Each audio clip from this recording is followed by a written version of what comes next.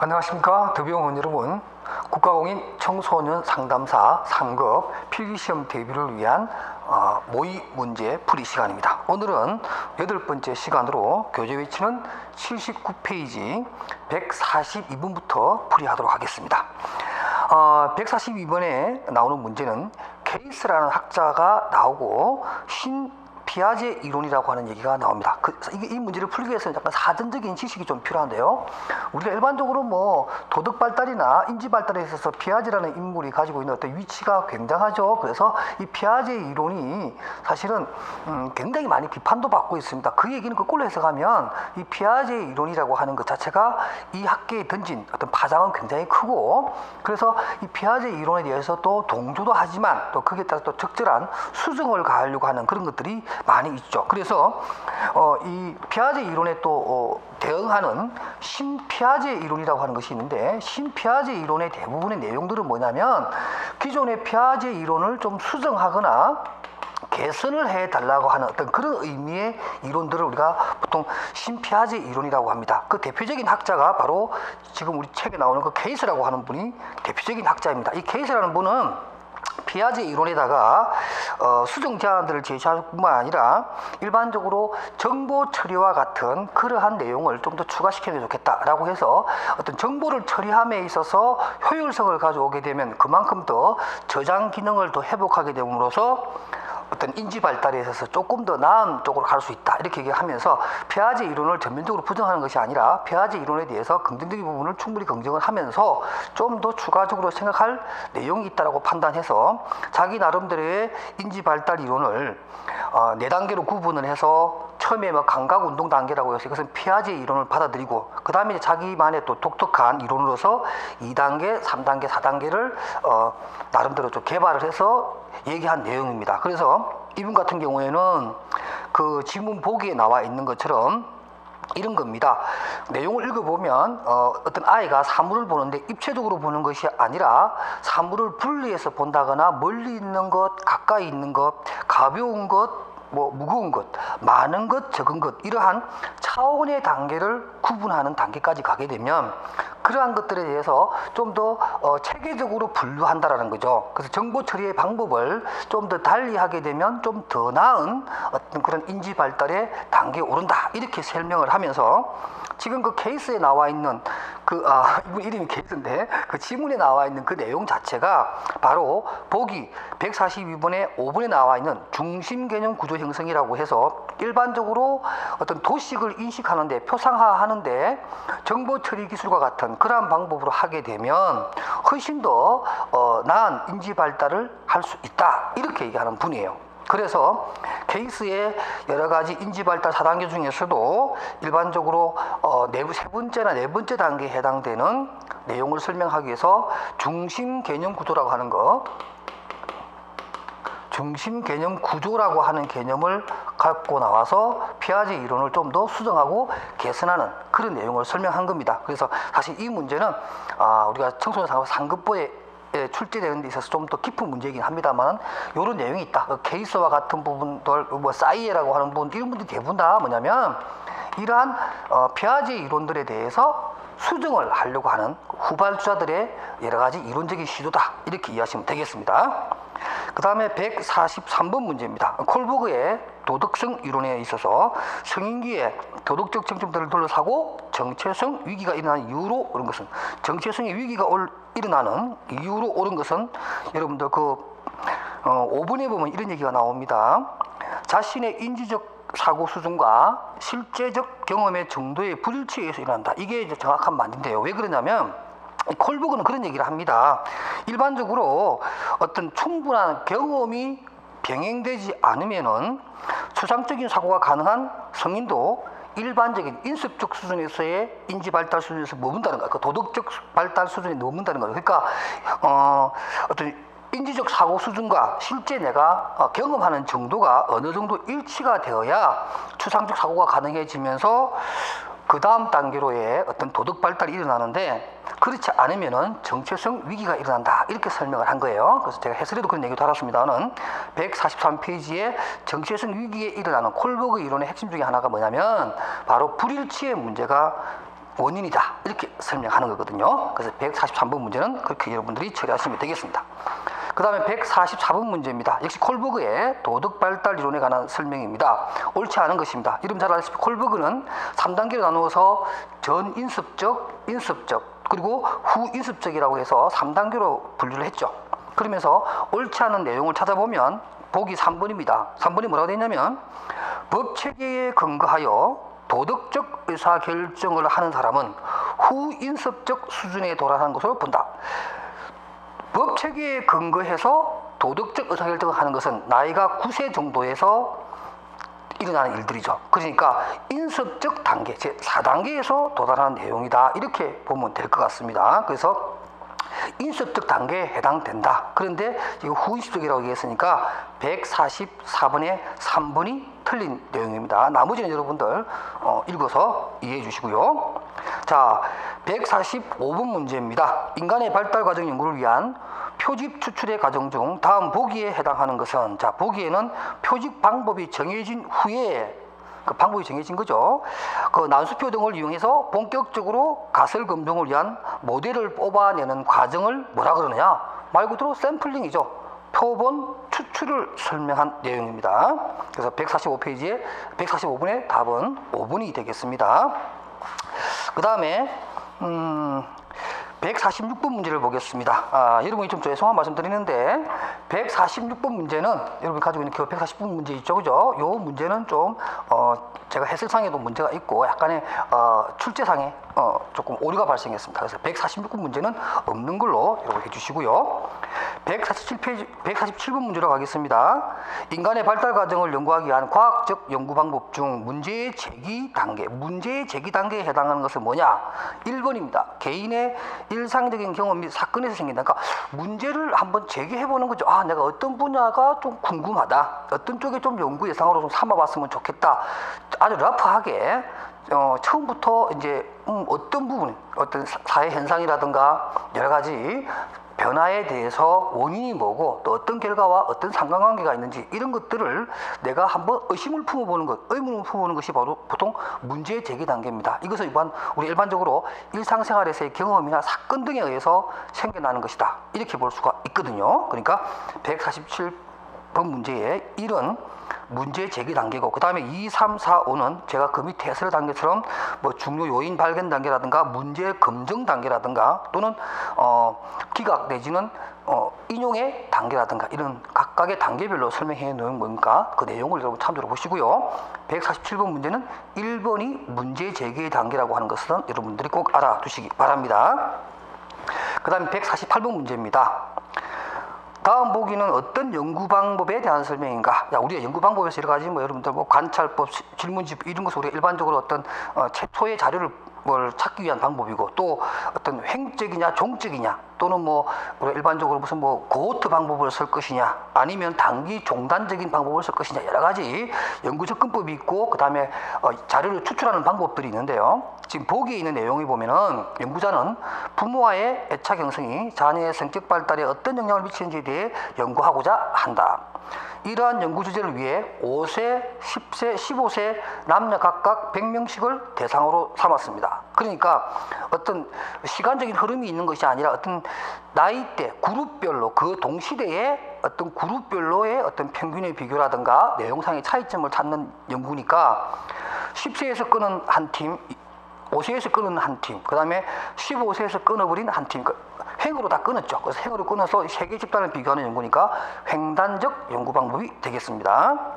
그 다음 149번 문제입니다. 카텔의 16가지 성격 요인 인원에 대한 설명으로 옳지 않은 것. 자, 카텔하면 여러분들 생각나는 게 유동성 지능, 또 결정적 지능, 또 뭐가 있어요? 포면 특질, 근원 특질 이렇게 나누어서 지능에 대한 부분을 많이 설명하셨는데요. 옳지 않는 것은 2번입니다. 인간의 성향을 인간의 정서를 세로축으로 놓고 성격의 형성 요인을 분석한 학자는 아이젠크라는 분입니다. 이 2번의 내용은 아이젠크라고 하는 학자의 내용이고, 1, 3, 4, 5는 카텔의 유동성 지능, 결정성 지능, 특히 표면 특질하고 근원 특질에 대한 설명을 해 놓은 겁니다. 카텔에 대한 내용을 제가 골격수에 많이 담지는 않았는데 바로 이 문제를 참조로 해서 여러분들이 카텔의 16가지 성격 요인에 대한 부분을 충분히 학습해 주시기 바라고요. 암기 내용이니까 뭐 그렇게 제가 큰 좀 더 깊은 설명을 할 필요는 없는 것 같아요. 참고하시고 149번 문제를 통째로 여러분들이 학습해 주시기 바랍니다. 그 다음 150번 문제입니다. 슈프 얘기네요. 도널드 슈프.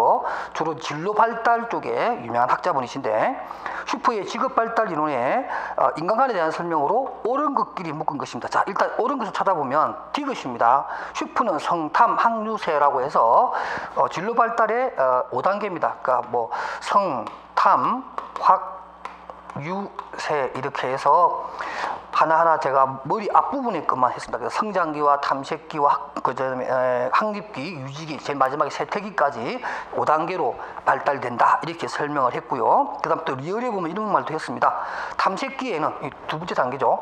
이 탐색기 두 번째 단계에서는 여러 가지 개인적 경험으로서 자신을 탐색하고 자신이 수행할 수 있는 역할을 가지며 직업 탐색을 하게 되는 이 시기를 탐색기라고 설명한 것까지는 맞습니다. 그러니까 디귿과 리얼이 맞는 거죠. 그러나 기억의 내용은 모든 인간 행동을 개인의 세계에 대한 지각과 해석의 결과로 본다. 이것은 인지적 접근에 해당되는 것들이고, 그 다음에 모든 생물의 발달 과정은 내재적 요인과 함께 환경의 영향을 받는다. 이것은 크롬볼츠라든가 미첼이라든가 게라트와 같은 사회적 학습 이론가들의 입장입니다. 그래서 대표적인 사람이 이제 크롬볼츠, 미첼 이런 분들이죠. 그래서 기억과 니언은 슈퍼의 이론과는 좀 다른 내용이다. 이렇게 얘기할 수가 있겠습니다.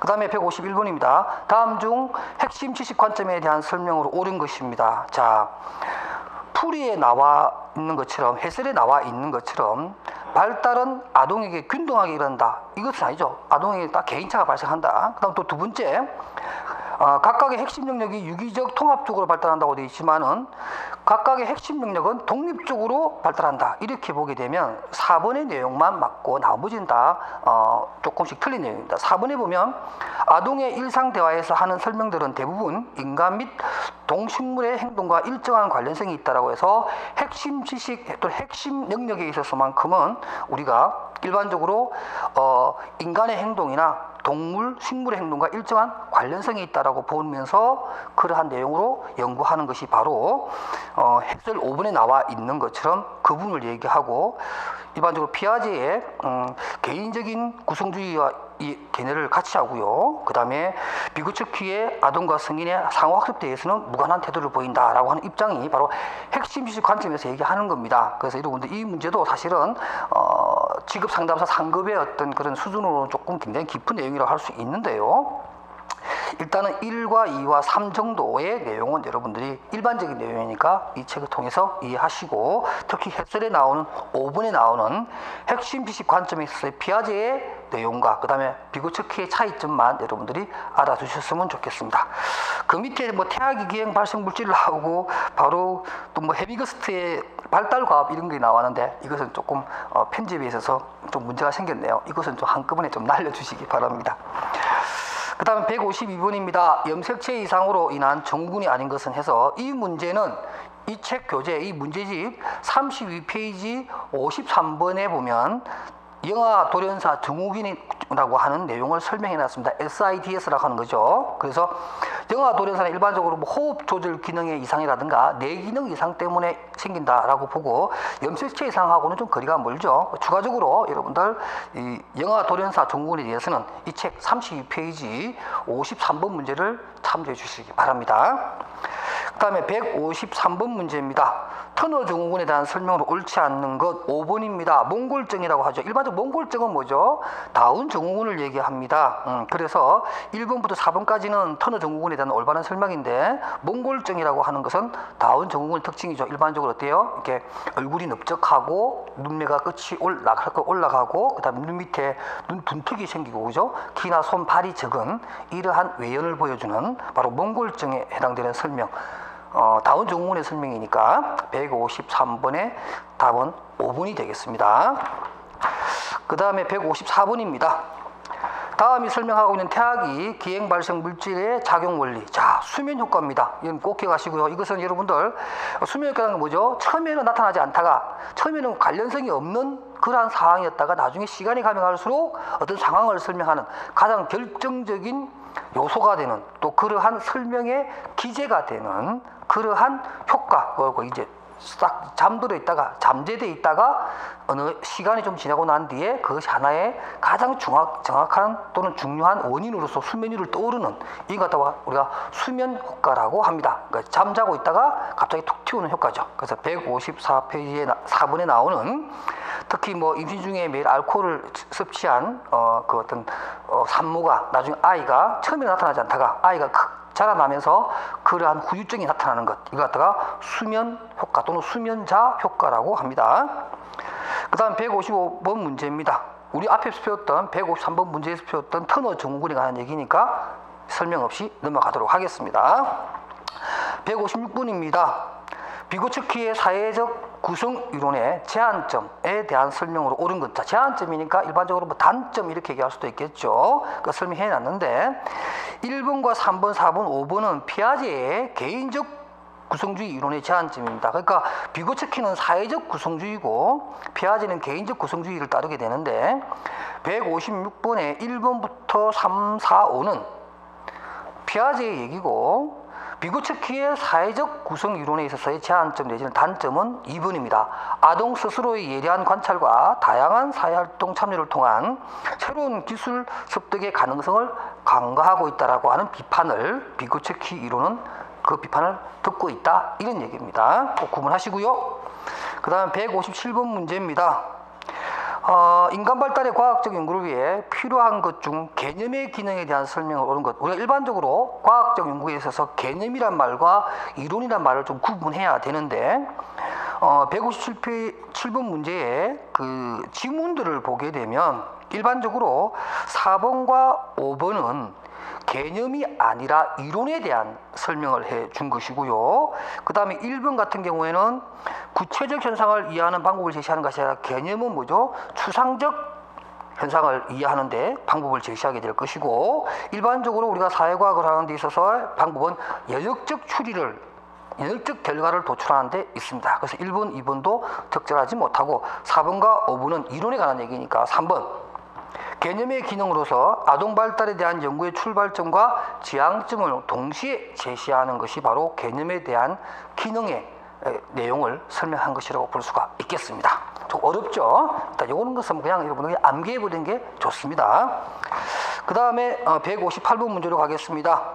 발달 심리학의 주요 연구 중 다음 보기와 관련된 실험은 해서 나옵니다. 안정 애착이 잘 이루어지는 아동은 어머니와 같이 있을 때에는 낯선 상황에서도 잘 대처하고, 자, 낯선 상황 이 단어가 나왔습니다. 그러면 여러분들 뭐 특별하게 고민할 거 없죠? 바로 메리 에인스워스의 낯선 상황 검사, 이게 해당되는 내용입니다. 그래서 158번의 답은 4번이 되겠습니다.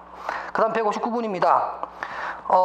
태아기의 염색체 이상으로 인한 질병 중 파타우 증후군에 대한 설명으로 옳은 것끼리 묶은 것은 해서 옳은 것에 대한 내용은 그 지문 보기에서 리얼입니다.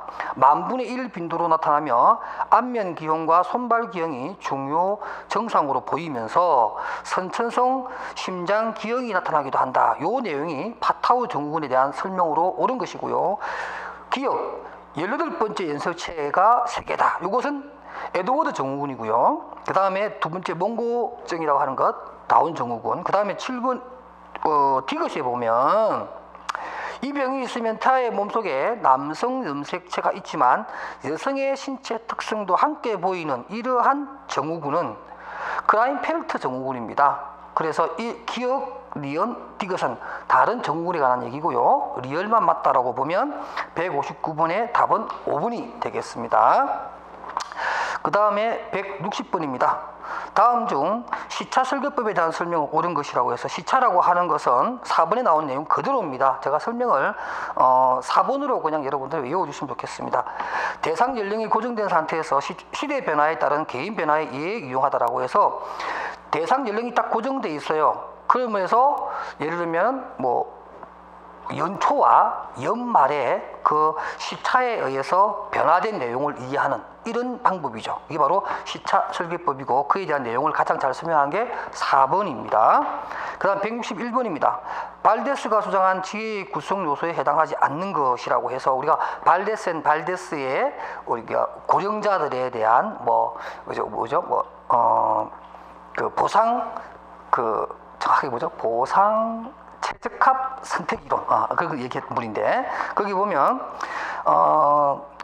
발데스라고 하는 분이 삶의 실용적인 사실적 지식이라든가 또는 삶의 문제를 해결할 수 있는 발달된 지식이라든가 이런 것들이 생활 속에서의 지혜가 되고 구성 요소로 설명을 했는데 4번에 보면 삶의 복잡성과 미래의 불확실성에 대한 확실한 지식, 미래에 대한 확실한 지식이 있을까요? 이거 좀 말이 어폐가 있죠. 그래서 미래에 대한 불확실한 미래에 대한 불확실한 지식 이렇게 설명을 하면서 그것이 지혜의 구성 요소가 된다라고 하는 거죠. 그래서 161번 문제는 4번이 적절하지 않다 이렇게 볼 수가 있겠습니다.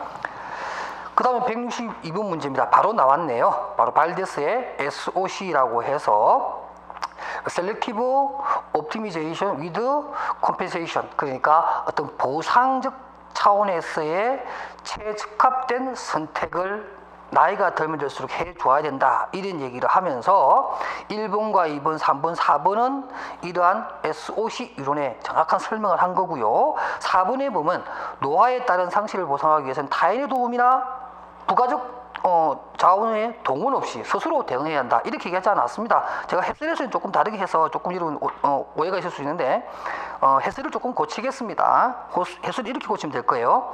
노화에 따른 상실을 보상하기 위해서는 타인의 도움이나 부가적 자원의 동원이 필요하다고 주장을 했다. 조금 문장을 내용을 좀 바꿉시다. 부가적 자원의 동원이 필요하다고 발데스는 얘기를 합니다. 그러니까 나이가 들었으니까 필요하다면 주변이나 사회적인 어떤 그러한 환경에 의해서 도움을 받는 것도 필요하다는 거죠. 그러니까 최적의 선택을 하는데 보상적 차원에서 내가 쇠퇴하고 기능이 많이 저하됐으니까 필요하다면 도움을 받아야겠죠. 그런 것은 굳이 필요 없다고 하지는 않는다 그런 얘기예요. 그래서 162번 문제의 답은 4번이 되겠습니다.